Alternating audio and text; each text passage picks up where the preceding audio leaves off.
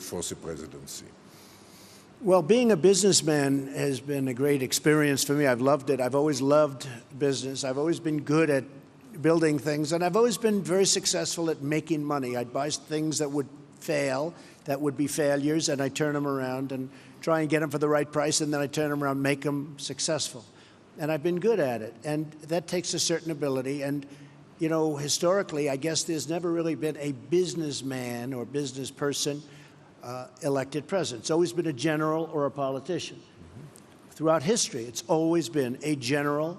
You had to be a general, but mostly it was politicians. You never have a businessman. And then, in all fairness, I was saying to Klaus last night, had the opposing party to me won, some of whom you backed, some of the people in the room, instead of being up almost 50%, the stock market is up since my election almost 50%. Rather than that, I believe the stock market from that level, the initial level, would have been down close to 50%. That's where we were heading. I really believe that, because they were going to put on massive new regulations. You couldn't breathe. It was choking our country to death. And I was able to see that, Klaus, as a business person. The other thing is I've always seemed to get, for whatever reason, a disproportionate amount of press or media. And throughout my whole life, somebody will explain someday why, but I've always gotten a lot.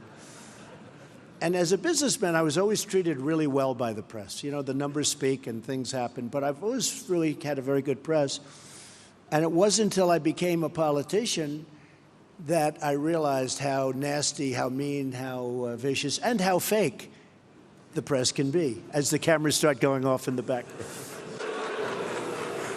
But overall, I mean, the bottom line, somebody said, well, they couldn't have been that bad because here we are, we're president. And I think we're doing a really great job with my team. I have a team of just tremendous people.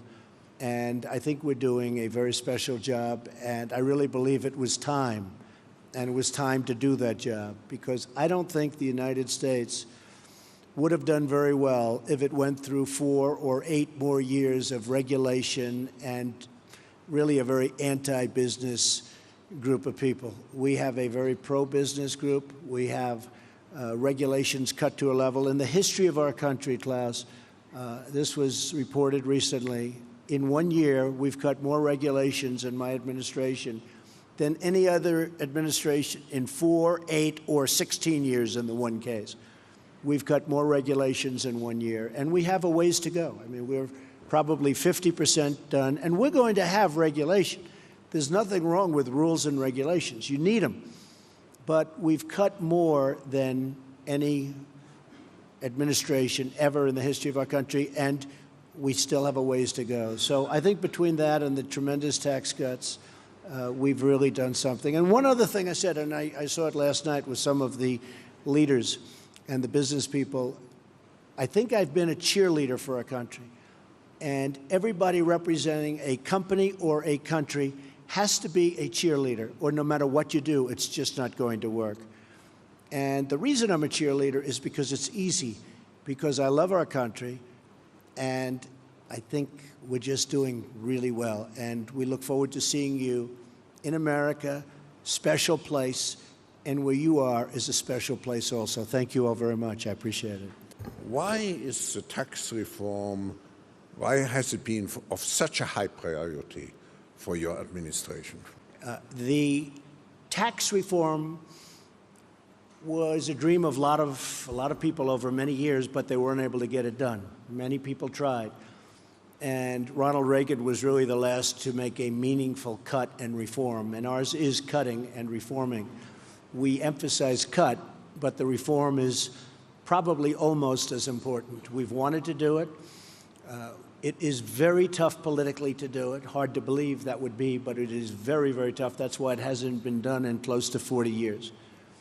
And once we got it going, it was going. And the big, and I wouldn't say a total surprise, but one of the big things that happened and took place is AT&T and some others came out very early and they said they were going to pay thousands and thousands of dollars to people that work for their companies. And you have 300,000, 400,000, 500,000 people working for these companies.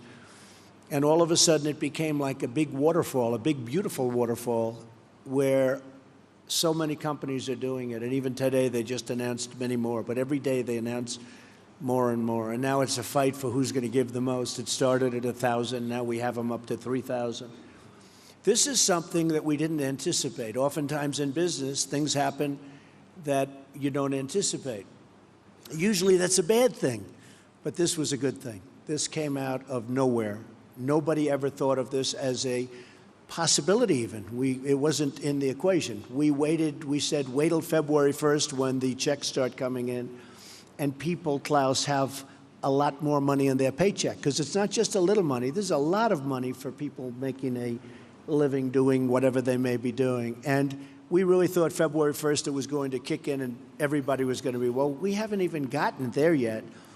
And it's kicked in. And it's had an incredible impact on the stock market and the stock prices. We've set 84 records since my election, record stock market prices, meaning we hit new highs 84 different times out of a one-year period. And that's a great thing. And in all fairness, that was done before we passed the tax cuts and tax reform. So what happened is really something special. Then, as you know, and as I just said, Apple came in with $350 billion. And I tell you, I spoke with Tim Cook. I said, Tim, I will never consider this whole great run that we've made complete until you start building plants in the U.S. And I will tell you, this moved up very substantially. But when I heard 350, I thought they were talking $350 million. And by the way, that's a nice sized plant. Not the greatest, but not bad. And they said, no, sir, it's $350 billion. I said, that is something. Well, we have tremendous amounts of money, including my newfound friends from last night, great companies. They're all investing. When one of the gentlemen said he's putting in $2 billion because of the tax cuts, I said to myself, wow, he's actually the cheap one in the group, because they're putting in massive numbers of billions of dollars. So I think you have a brand new United States. You have a United States where people from all over the world are looking to come in and invest, and there's just nothing like what's happening. And I just want to finish by, I have a group of people that have been so outside. I have a whole lot of them, so I won't introduce because then I'll insult at least half of them. But I've had a group of people that work so hard on this and other things. And we're really doing, we had a great first year, so successful in so many different ways. And there's a tremendous spirit when you look at all of the different charts and polls, and you see, as an example, African-American unemployment at the historic low. It's never had a period of time like this. Same with Hispanic. Women at a 17-year low. It's very heartwarming to see, but there's a tremendous spirit in the United States. I would say it's a spirit like I have never witnessed before.